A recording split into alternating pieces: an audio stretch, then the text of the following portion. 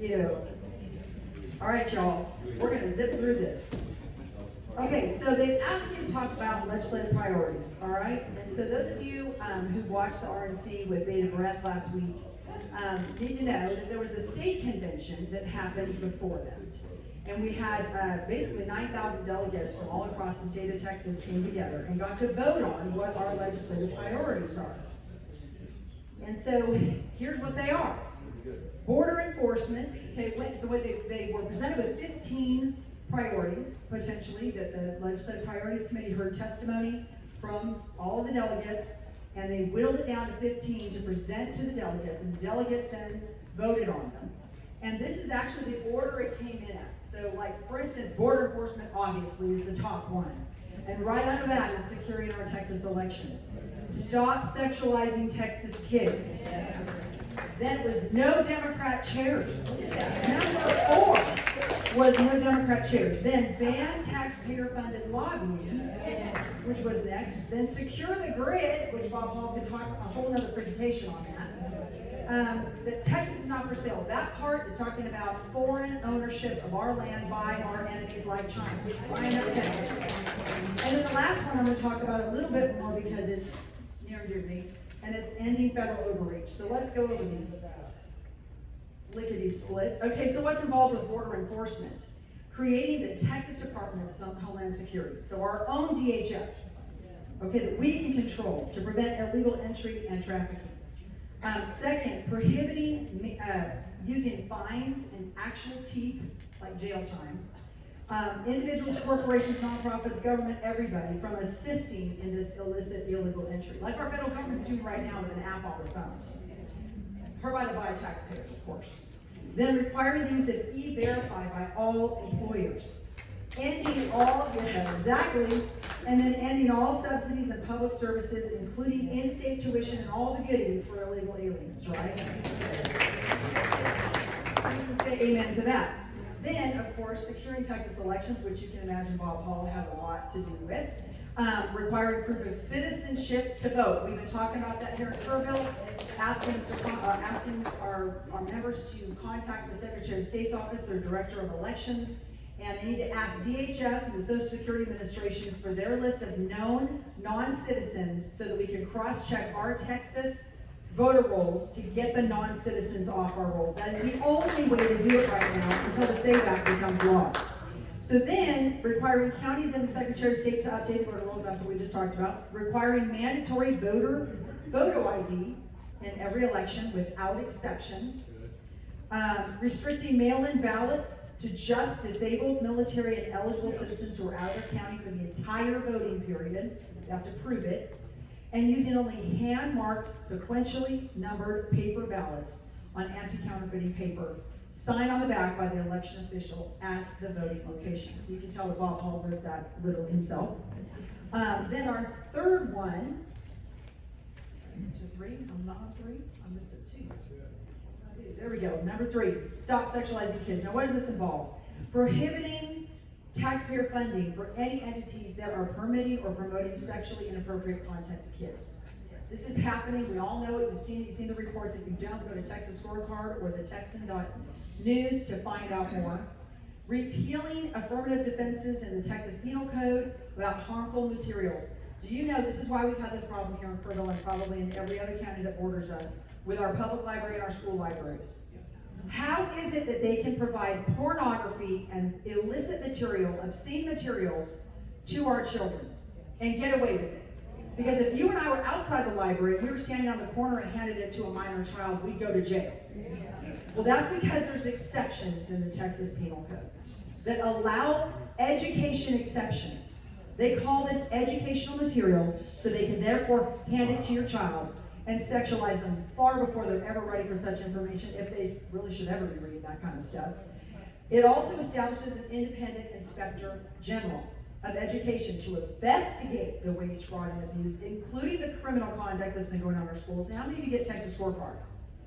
If you're not on there yet, you need to get that. Okay, it's free, and it comes in your mailbox every single day, and it has story after story after story that is not being told in the legacy media, as we like to call them, about school after school after school that has some kind of school official, whether it's teacher or not, that is sexually abusing children in our schools. It is so rampant, it would blow your mind. And this part about the Inspector General, this would get them the ability to go after them criminally. Because what they do is they just transport them from one school to the next school to keep them quiet in this district, and they just send them to your district to keep violating kids, and they never get caught. This would mandate and refer these findings to prosecutors so they can't keep shipping these pedophiles around, okay? Then this would compel superintendents to have to report these sex crimes and not just put it under the carpet, and remove them from immunity like they have now, so that they too could be punished if they hide it. Okay, so that's huge. Now the next two are really self-explanatory, right? No Democrat chairs. Are y'all aware? But the truth is, our legislative committees are by and large, almost half are chaired by Democrats. In some committees, there's more Democrats on the committee than there are Republicans, therefore they can outvote the Republicans on the committee. And many of those are on the key things that involve our legislative priorities. Okay, so this practice has got to stop. You want to know why we're so ineffective, even though we've given them a Republican majority for 20 years? This is why. We've got to stop this. And if you aren't pressuring your legislative, your state legislator, where's Wes Ferdell? Is he in here still?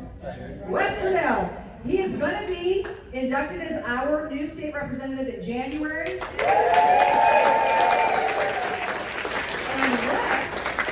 Is going to make sure he doesn't do anything that's going to enable Democrat chairs. Amen. Amen to that, brother. That's right, exactly. So that's extremely important, right? We've got to end this practice, or everything about this is toast, including our election integrity, because that's who stopped it last time.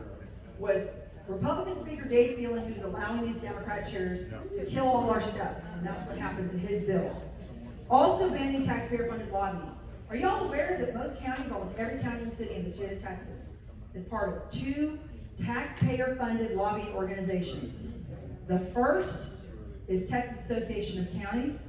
The second is Texas Municipal League. And there's a whole bunch more on top of that. There's Texas Conference of Urban Counties. There's all kinds of different entities. And they have member dues that are paid with your taxpayer money to go hire lobbyists in Austin to lobby against you. They are lobbying to raise your taxes. They're lobbying for more power. They're lobbying for more eminent domain. They're lobbying to kill every conservative priority that's important to you. And they're doing it with your money. So it's weaponizing all these entities against us. And again, it's why a lot of our priorities don't get passed, is because of taxpayer-funded lobbying. This has got to stop. There's been bills to do it for the last several sessions, and I am sure I don't have to tell this crowd who stopped them. The Speaker of the House, Dave Phelan. So, we also got Secure the Grid. Again, Bob Hall could just go on for another 2 or 3 days about this. This has been one of the things that has been the centerpiece ever since he got to Austin. However many years ago it is now, Bob, I don't even know how many years it's been, about securing our grid. I don't know about you, but August is coming, and they've already warned us at ERCOT that there could be rolling blackouts and that you're going to lose power when you need it most. And then we've got all these lithium batteries all over the place, and EV mandates, and public chargers going in that are going to sap all of our electricity on top of all of the other things going on with our very fragile grid. We have got to do this. And Bob has shared, if you came to our presentation in this very ballroom a couple of years back, he shared very simple, affordable ways that every one of our public utilities can shore this up on their own right now today and get us off reliance on China to replace our parts, for instance. One of these substations goes down, it can be 6 months before they get the parts to put them back in. Huge problem. We've got to get this done this session. Texas is not for sale. And, I think that Wes is going to work with us on how it's not just, now this one just deals with enemies of our country, known enemies like China, Iran, North Korea, and Russia not being able to buy up Texas land. But as we've seen with these battery plants, these battery storage facilities that are coming in all over, Centerpoint, Comfort, in Kerrville now, in 2 different parts of the county, where they want to come and put these dangerous lithium batteries being stored right next to our homes. They go up in flames. We've got toxic plumes in the air. I got 8 kids with asthma, 4 severe asthma. God knows what kind of respiratory distress or even death that can cause people with respiratory issues. And what about our groundwater when that fire goes out? You talk to any of these communities up in the Northeast, you talk to East Palestine, J.D. Vance, right, in his backyard. What happens when your groundwater gets poisoned? You can kiss your property goodbye. It's worthless now. Because if you've got water that's been, contaminated, we're in trouble. So we've got to get protections and legislation from these foreign entities coming in here and putting in all these boundary plans everywhere, left and right. It's a huge, huge threat to us. Then here's my near and dear. This one was one that I advocated for personally. I have two statewide organizations, Texas for Toll-Free Highways and Texas Church, which stands for Texans Uniting for Reform and Freedom. Been advocating on transportation issues for 20 years. And I'm telling you, since Obama and Biden, since they both took office, and now we currently have, I believe he's probably running the show right now too, we have had so much tremendous federal overreach in the transportation arena. I've suddenly had to become almost like an energy policy, guru because of what's been going on. And so this is about ending that federal overreach, okay? It involves transportation and medical freedom. Can I hear an amen to this, right? So here's what it talks about. It's ending the mandates for the EVs, things like that. But the mandatory kill switch. How many of you have heard about these kill switches that are going to go into all of our cars? Okay, if you haven't, you're going to get a real fast lesson tonight. Road diets. Well, what does a diet mean? It usually means less food intake, right? Yeah. Well, they want to do the same thing with your roads. They're literally ripping up roads all over the country under Pete Buttigieg's mandate to somehow, because roads are racist, so now we have to take our highways out. Literally, it says in his Reconnecting Communities plan that they plan to rip up and remove actual highways. Wow. To put in green belts and all this fancy greeny stuff and take away your auto capacity. Because why? It's just like the central bank digital currency, right? It's about control. They don't want you to be able to have mobility, folks. And what's the number one way we get that? You get in your car and you drive where you want to go. So they're going to shrink our road capacity. This is happening in San Antonio. We've had to work with some neighborhood groups to stop it there. It's happening in Houston. It's happening in Dallas-Fort Worth. Everywhere you go around this state, they're trying to impose a road diet for the green agenda. So this involves all of that. Okay, we're going to try and stop this. Right to repair, something else we're going to talk about in just a moment, but I didn't want to get into any of that until we talked about this also includes our medical freedom. We still have not changed one thing in the Texas Disaster Act that would prevent a governor from locking us down again, forcing vaccine to keep your job or get a job, and having medical treatments without coercion. Or right to, like Trump talked about in his speech last Thursday, about right to try. How about right to reject the treatment? So all of that is involved in this priority. So what this means is we're going to try and pressure our elected officials in Austin to pass these priorities first. They pass almost 7,000 bills every session, folks, and they can't do 8 things. Now, some of these might take more than one bill to do. Like, you'll probably have yours kind of chopped up if you had to. Bob talked about how he might chop his up in a few different bills or put it all in one bill. It doesn't really matter. At the end of the day, they can handle 8 priorities. Can they not? Yeah. Out of 7,000 bills, I think we can get them to do this. So that's what this is about. We need your help in Austin to do that. The Fredericksburg Tea Party sends a team up there every single Tuesday during session. Plan now on joining us to do that. We will have a carpool from Corville heading over to Fredericksburg, and we're going to hook up with them, and we're going to deploy you all over these offices so that they can hear and see from us. Besides just me, besides just a few people they see every year, they need to see everybody, eyeballs in this room, okay? And one of the things that Matt Long, y'all listen to Matt Long show? Yep. I hope you do on a Ranch Radio Group. I know that one of the representatives is here tonight. You need to be prepared, and one of the ways we get you through security is you have to have your concealed carry license. So plan now, if you don't have one, to get one. Because you get delayed significantly going through those lines of security. You get behind every elementary school tour. You get behind all of these retired teachers that they bus in to say, give us more money and all that. You're going to get behind every one of these lobby groups. It could be 2,500 people deep sometimes at all the entrances. So to get through security, you can flash pass right on through there if you have a concealed carry license. So that's one thing you can do right now to start preparing for the legislative session that starts in January. January 11th is when we gavel in for that. So here's the kill switch. And here's the implications of it, okay? I'm gonna come down here now, if you don't mind, so I can see my slides better.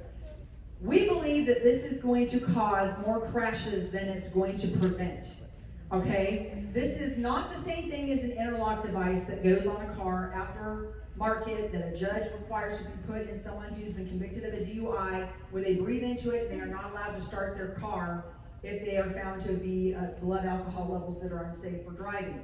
This is technology that will be put into every single American's vehicle, whether you're guilty of anything or not. So it violates your Fourth Amendment right to not be surveilled by your government. And it also involves how you're gonna, so here's the crash problem. It's gonna passively monitor your driving. That's what the bill says. It was in that infrastructure bill that passed the very first year that Biden was in office with the help of about 20-something Republicans. John Cornyn being one of them. How is a drunk supposed to, now what it's gonna do is it's gonna shut down your car if it decides that you're impaired. Impaired's not even defined in statute, by the way. Whereas drunkenness is, it's 0.08 blood alcohol level. It's got an objective marker that we know. Well, now they're gonna monitor your driving, and they expect a drunk to have, when your car gets shut off by this kill switch, you're supposed to navigate across who knows how many lanes of a busy road and safely land on the shoulder. We're gonna see someone who's not drunk have the car killed, and you're gonna see what happens to him. All right? How long will the vehicle be disabled? Who's gonna have access to these cameras that they're gonna put in your car? Who's supposed to come get you in the middle of the night, along the side of the road with her kids, who knows what? How long are you gonna be disabled for? Or worse, if you're in the middle of a busy highway, how's someone supposed to get you out of your car? Let's say it is someone who's truly drunk or impaired. How is someone supposed to safely get you out of the driver's side of your car without getting hit themselves with the high-speed traffic right next to you? Who's tripping the switch? That too. Who's tripping it? Exactly, because that's what we mean by who's going to have access to this, right? And determine this. Who's it going to be? Is it going to be law enforcement? Who's going to get access to the information? Are they going to give it to your insurance company? And this can be used to enforce all kinds of government control, like maybe the next pandemic. Like, oh, you're out of your zone. We're not allowing anyone to go outside the zone because of this public pandemic, right? Okay, so here's the video. Oh my God. This is Wired magazine reporter who got two cybersecurity experts to hack his car, interstate, things started. and he's gonna have the power cut to his Very vehicle. loud. Watch where he's at. First they're messing with his music in his car and his windshield wipers. But you can see what happens when they cut him out.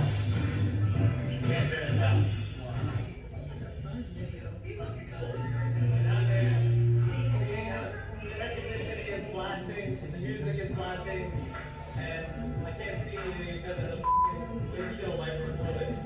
Okay, do it. Do it. Kill the engine. So we're killing the engine right now. It says Mark says, Look where he's at.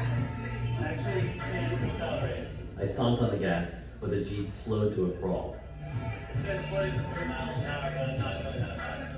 I turned on my hazard lights, but I was still stuck in the right lane with no shoulder to escape onto. Guys, I'm stuck on the highway. I think he's scared. He's not gonna hear us on the radio. It's so loud. There is no shoulder where he's at. And he has no power to his car, no brakes. The accelerator. It won't work. You're doomed. Seriously, it's dangerous. I need to move. You gotta turn the car off. Okay. Now you should be good to go. Alright, I'm gonna pull over because I have PTSD. There you go. So this was well before the infrastructure bill passed, but it was guys that were just curious because of all the computers that are in our cars now and these onboard systems to see how hackable they were. So this was just hackers getting into it. But imagine if the government had that kind of power to cut the power to your car using this kill switch technology. So I'm going to go to the next one. Some of you may not be familiar with Representative Thomas Massey. How many of you have heard of him? Tucker Carlson just recently interviewed him, right? Okay? So he became our hero. We went up to Washington, D.C. last September because the Texas Legislature didn't even hear our bill to stop the kill switch. So we're like, all right, we've got to go to D.C. and get this done. We go in September. 2 weeks later, well, right away, I don't mess around when I go to D.C. Had over 25 meetings in 5 days. went to 89 offices to drop off our coalition letter with over 200 grassroots groups asking them to kill the kill switch. So we got Thomas Massey, got a meeting with him, Scott Perry, at the time, chair of the Freedom Caucus, and others to do several things for us. Immediately out the gate, Thomas Massey agreed to carry the amendment to what at the time was going to be a moving appropriations bill that needed to pass, the Transportation Housing Urban Development Bill called the THED bill, and attack this on to that to defund the kill switch and the finalizing the rule by the Federal Highway Administration, or actually it's under the DOT, which is called NHTSA, the National Transportation Highway Safety Administration. Because who's going to finalize this rule is going to decide all the technology that's going in your car. Well, Thomas Massey brought it to the floor, and we lost by just 28 votes. So this is her story and the wrap up of what happened. Now, we briefly touched on this next story last night, but